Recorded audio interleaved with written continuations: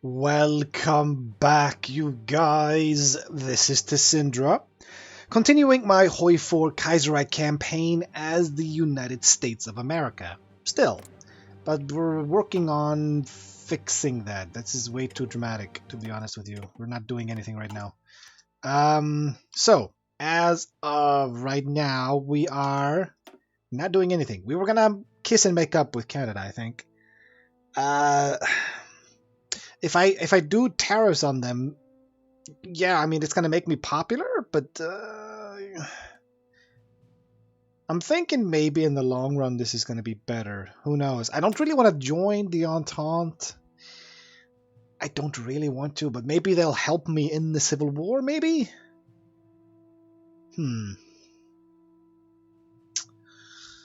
All right, let's try this. Yep, let's kiss ass with the Canadians.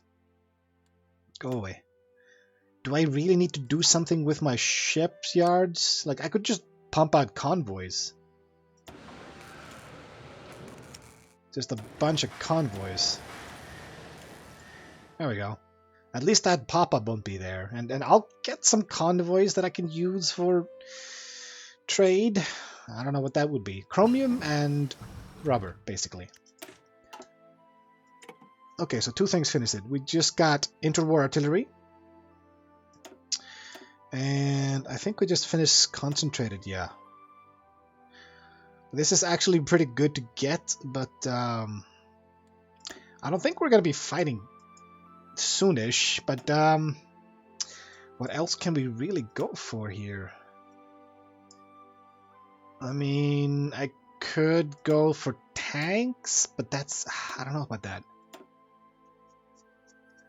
Excavation would get me more resources.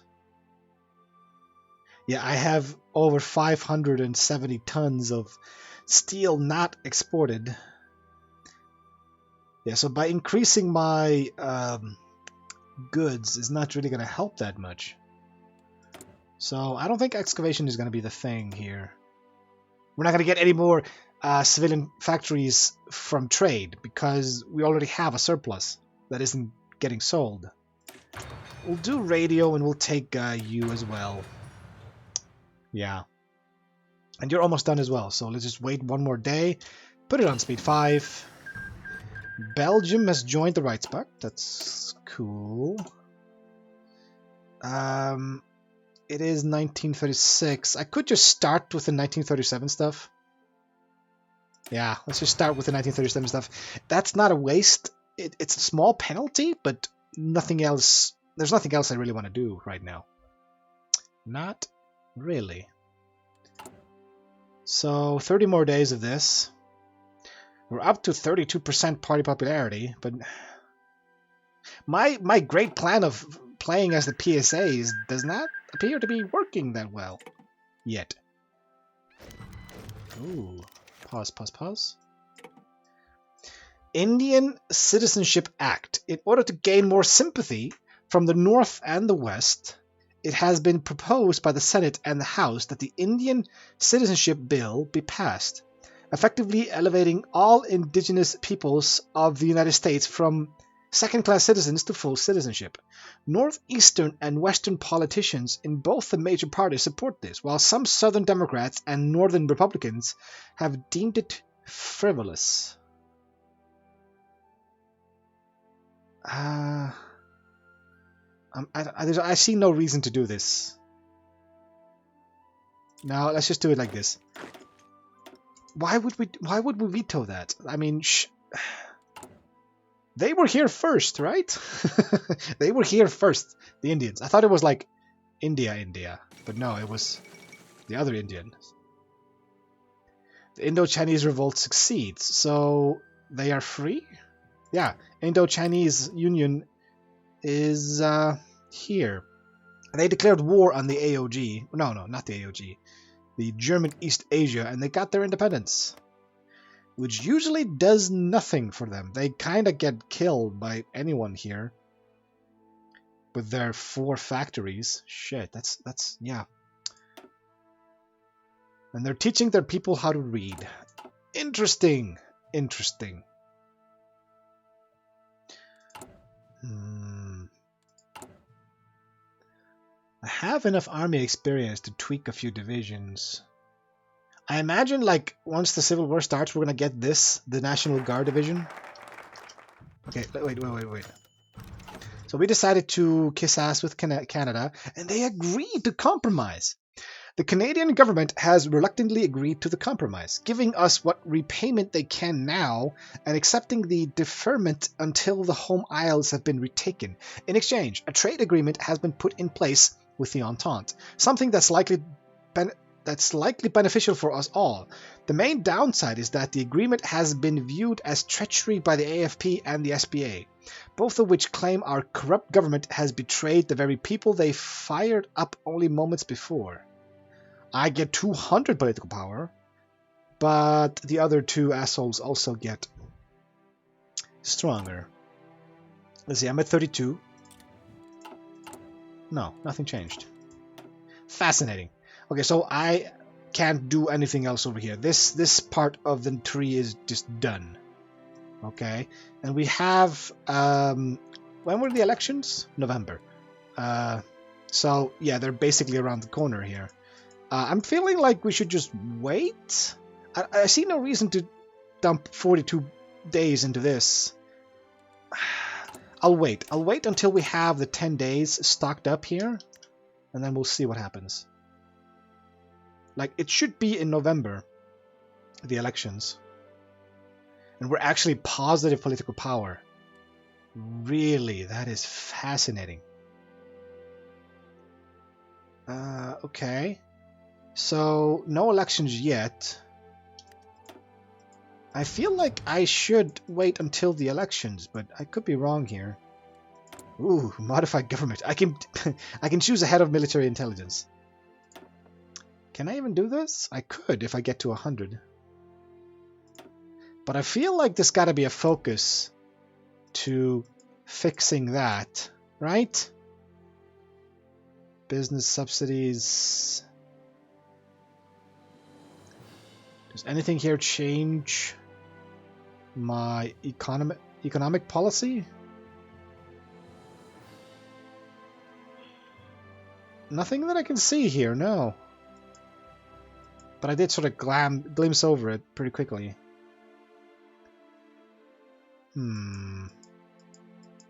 Yeah. If it was going to be anywhere, it was going to be here in the reconstruction thing here with all this. So, do I just wait? I see absolutely no point in going for the Navy right now. Yeah, I'm just going to stockpile up my political power for now. If I can get up to 100, that would be awesome. Gone with the Wind. Margaret Mitchell published today her novel Gone with the Wind, which immediately became a bestseller and may be nominated for the next Pulitzer Prize.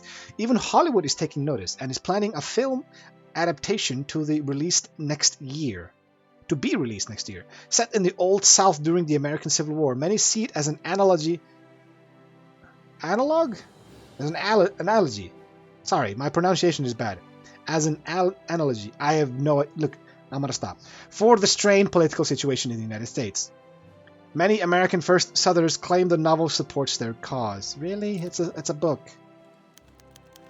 Oh, there we go. The 1936 presidential election. So we're not going to go with Jack Reed or Huey Long. We're going to go with national unity. The results are finally in from what has probably been the most ideologically contested presidential election the United States has ever witnessed. None of the three major parties have secured enough votes in the Electoral College to outright win the presidency, and as a result, the House of Representatives once again has to vote on the winner of the election. This is probably not the end of our problems, but for the time being, victory goes to Floyd Olson. Okay, so that should mean the elections are over. Yeah, old order prevails. I can bypass this. Okay. Let's see here. John Nance Garner has won the election. The new president has been inaugurated. So I can do this one regardless. Alf Landon, Floyd Olson. Okay, so he got chosen. The Velvet Glove. Okay.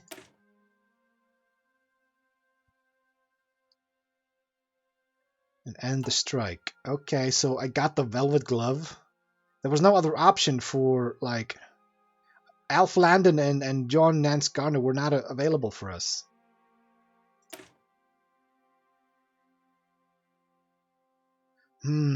This one basically goes after the SPA and the AFP, but I don't think I'm gonna go there. Let's go with the velvet glove. That sounds funny to me. So we have to wait for the inauguration. Maybe I can get up to 100 before then. Please. AFP contest election results. The America First leadership have contested the results of the election. They claim that Reid's allies have rigged the election and demand a recount. Huey Long even gave a mocking speech accepting the presidency to his followers. Some murmurs from inside the AFP have reported that the Democrats that left for the AFP have expressed regret for losing this historic election. And they do the same. Yeah, okay, so they both contest the result. I mean, that was to be expected, right? I'm putting it on speed 4 for a second here. I'm thinking this might be make or break time for the Civil War, right? Ooh. President Hoover supports new president. Herbert Hoover broke personal political lines to throw his support behind the incoming president, Floyd Olson. Hoover stated that only adherence to the word of the law could bring the country together in these tough times. Floyd Olson, in turn, has thanked Hoover for his service to the country. Thank you. But you haven't been inaugurated yet, so I can't choose this. I can only go for the Navy stuff. We're almost up to 100, so I'm okay with this. I would love to get out of this isolation here. Cannot remove. Really? I have to be at 75% war support. Or at war. Scheiße. Okay. I could choose something else then. I could do one of these. Weekly stability. But because of this thing here, political crisis, that's pointless. If I do this, it's just gonna go up for a bit and then go down again, right? Yeah, there's no point in that. There's no point in that. What else can I do? It's 150 for any of this stuff. I can change trade law, but we don't really need that. Alright, we'll just stockpile up some points then. Fine. Maybe there's something we can do with them? Maybe? Can you inaugurate this president, please? I could have chosen the Navy stuff by now. How long does it take to inaugurate someone? Honestly, isn't it like the same month as the elections come out? Or is it like the end of the year? I have no idea how this shit works. I have absolutely no idea. But it feels like we're waiting way too long here. Poland joined the Reichspakt. Okay, so they did not go with Australia. Did they merge with Lithuania? No, they did not. Interesting. So the Reichspakt just got Belgium and they got Poland. But they've lost the Netherlands. Well, no, they never had them to begin with, right? It's been a while. I'm sorry. I forget some of these things. Yeah, we're just waiting. We are just waiting for something to happen. Please inaugurate this bitch. Pass the relief bill. That's just for Huey Long here. Fight the anarchists. Enact sweeping reforms. Yeah, there's the hammer. Where's the sickle? There's a boot and a hammer.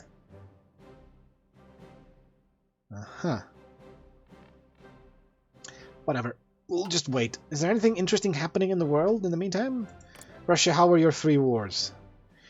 Don Kuban is about to die. That's not surprising. Finland is holding out, and they've gone socialist. Ooh. The New Year's Day strike. In protest of the election result, the SPA has launched a strike on New Year's Day, which has crippled the industries of the North. Councils of trade unions and Council of professional workers have been set up to run the cities of the Steel Belt during the strike. The Hearst newspapers have demonized this to be similar... Demonized? This to be similar to the general strike that set off the British Revolution. Demonized. Yeah, demonized, whatever. So we get New Year's strike. No end time on it, but it does cripple us quite a bit here. Yeah, but this is like we settle down with them and then you negotiate. This is like the velvet glove here. Okay.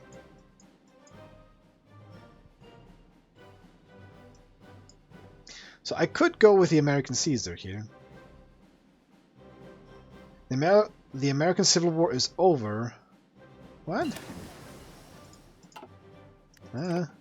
I'm confused how I... Like, if I want to go American Caesar, then I can get the PSA to form. If I can choose this option here, then we can go for that. In the meantime, we've got 2 research to go for. We'll just go with industry for now. Concentrated and construction. Yeah. For now. Avant-garde.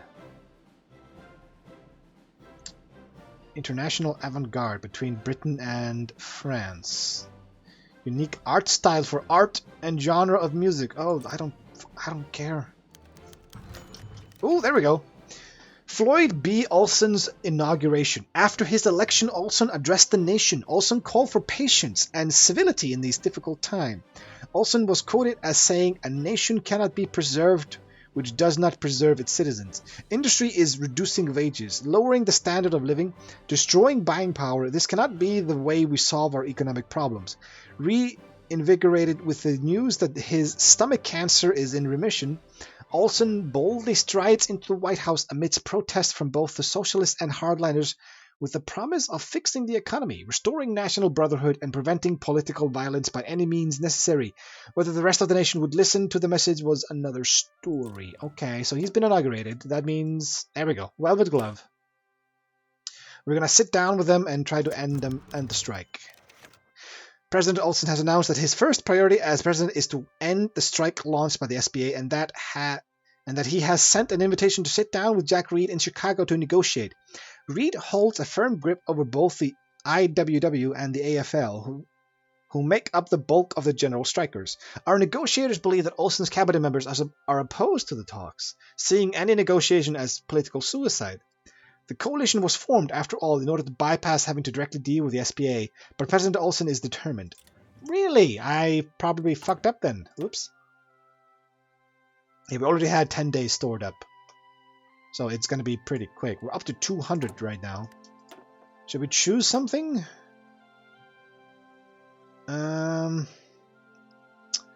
Is there one for construction of military factories? This one here. I need to own Pennsylvania. Okay. So is that going to go tits up when the Civil War starts? Where the fuck is Pennsylvania? I don't know this. Oh, great. That's CSA territory. Oh, boy. Well, whatever. We'll, I guess we can choose something different. We can just go for an army, dude. Get my psychology here? Yeah. We'll just choose that dude for now. At least we get 10% extra division organization. Reed accepts invitation. Jack Reed has sent word to the government that he has accepted the invitation to negotiate. An FBI intelligence file on Reed indicates that should Reed fail in negotiation, the leaders of the AFL are likely to leave the general strike and defect from the SPA. While preparations are being made in Chicago to heighten security, members of Olson's cabinet, as well as General Douglas MacArthur, have expressed their serious misgivings at the entire endeavor. They say President Olson is putting his life in jeopardy, but for now they will wait to see what comes of the meeting. I survived cancer, I can handle this. Okay, he's dead. But when it happens, we can get the Caesar involved and get the PSA at the spawning, right? Okay. Let's see here. Negotiations begin. Olson gave a stirring speech stating his plan before the negotiations. Today we are endeavoring to save the system we call capitalism by attempting to curb selfish individualism and the avarice profit motive. avaricious profit motive. That there will be anything left of the so-called capitalistic system is very doubtful. That there will be a great chance is certain. President Olson and Jack Reed have sat down for their historic meeting in Chicago, though before the meeting can even begin, word has arrived that Huey Long has demanded America first be involved in the negotiations. The presence of Long in the meeting will undoubtedly make negotiations more difficult, possibly scuttling them entirely, but refusing Long could incite his supporters in the South and make success in Chicago worthless. Yeah, sure, why not? You're gonna botch this anyway, aren't you? So, we're done with this for now. What else can I do in 1937? I guess I could just unlock the Sheridan here. In case... Yeah, I'm taking mobile warfare, so... Oh, Long and Reed argue. As the meeting in Chicago began in earnest, it quickly became clear that Huey Long and Jack Reed were not going to find middle ground. Both men had contradictory views, and this led to heated arguments. It is apparent from the proceedings that Reed and Long's control over their parties were waning, as both made frequent breaks to confer with their team. President Olson did his best to keep things civil, but Long and Reed could agree on nothing. Long pushed back at every measure Reed brought up, save for Social Security. Jack Reed has threatened to leave the negotiations if Long is not removed. I could remove him from the meeting. Do I really give a fuck? No. Try to work both of them. Let's see if that works. It's probably not going to work. But I'm hoping to get, like, them pissy, and then we can get this beautiful cornpipe dude in charge. Negotiations reach impasse. Huey Long and the AFP gladly accepted the president's invitation to come to the negotiating table, though they were less than pleased once presented with the proposed reforms. After several days of debate, the effort largely seems to have been for naught. Jack Reed and Huey Long argue incessantly on key points of the compromise, and Long's default position is one of hostility towards what he felt as a united front against him. Still, there are points in common between the AFP and the SPA's position, and as the days wear on, President Olson begins to become hopeful that there may be signs of Long's resistance slowly wearing down. For the sake of peace, could he be persuaded to accept the terms? They both lose political power?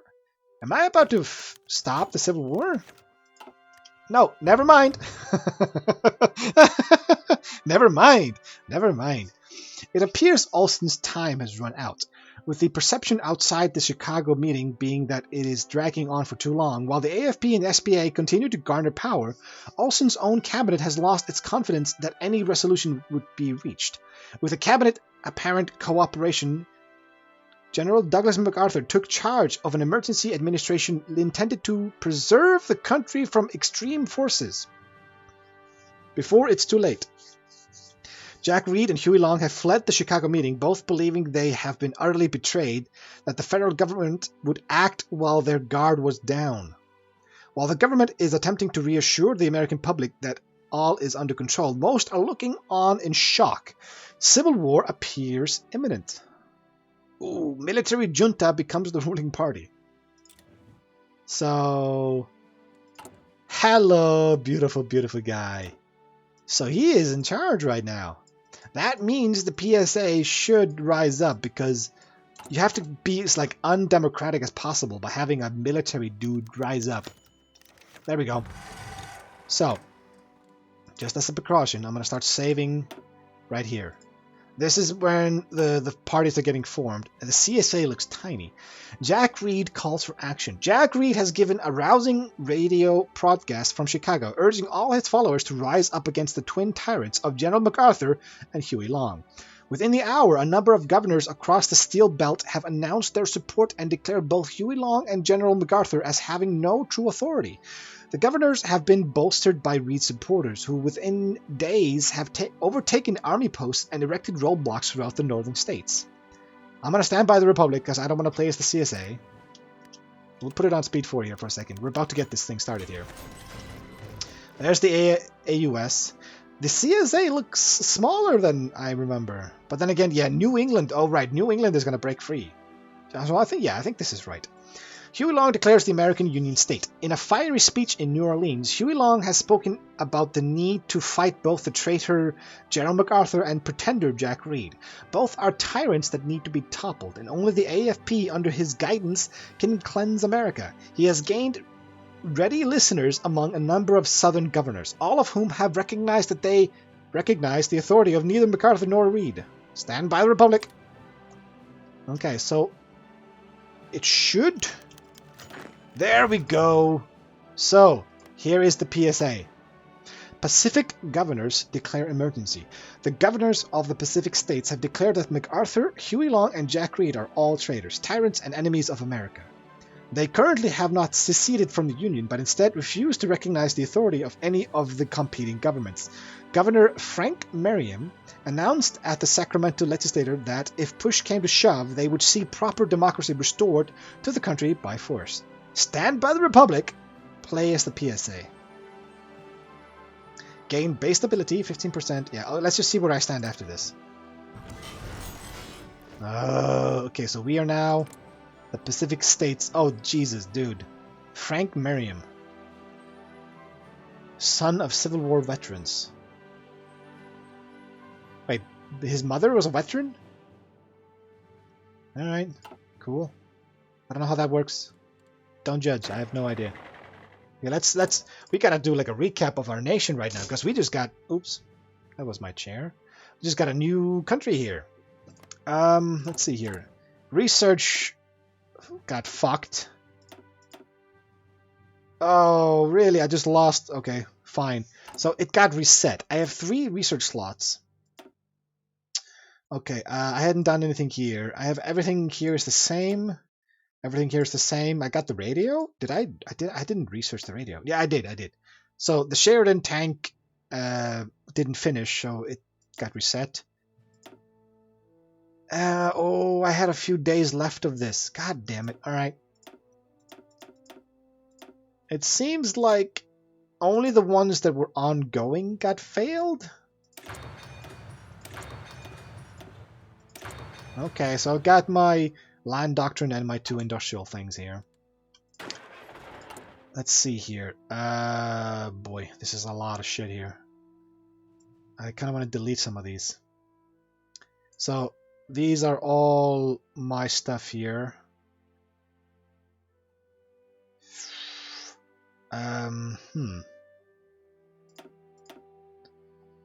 Armored cavalry. This is a shit division. Go away. Actually, wait. Is this medium tanks? This is heavy tanks and this is light tank.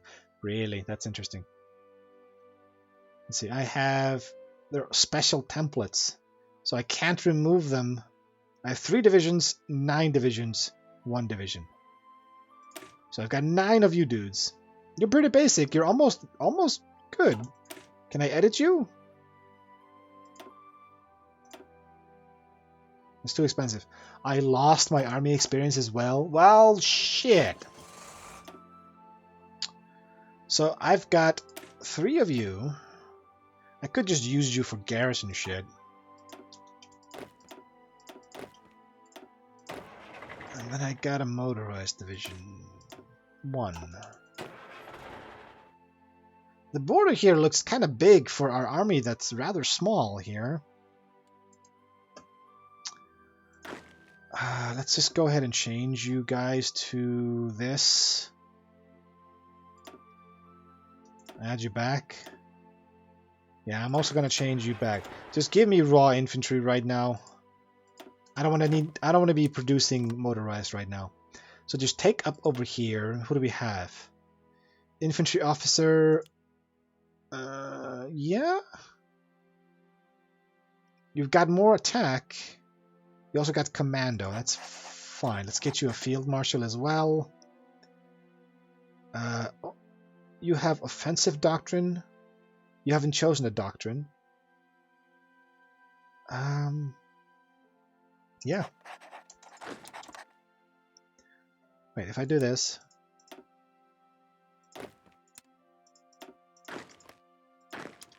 There we go. Okay, what else? We got dockyards. Oh, we have 9 dockyards and only 1 factory? What happened to all the factories that I built? I built so many factories over there. God damn it, they reset me. I got resetted. Sweet Jesus. Oh man, this is going to be difficult. This is going to be really, really difficult. But that's okay. That's okay. Ooh. I can recruit militias for... It doesn't cost me anything? Ah. Not. I could have chosen 8 then instead. Oh, look at this. Huh. Okay. Yeah, I should have chosen the 8 militia units, but whatever. We're getting some militia dudes that are spawning in 12 days. Create the Western Defense Command. Army experience, that's good. Land doctrine is also good. We got the same fucking US Navy shit over here. Fine. Did I keep my... I lost my dude as well. Does he have him? He's got my dude. I just made him stronger. Way, that's brilliant. That is just great. Excuse me while I'm a bit salty right now. And we're actually out of time. So let's end on a salty note. We are now the PSA, and we are kind of weak.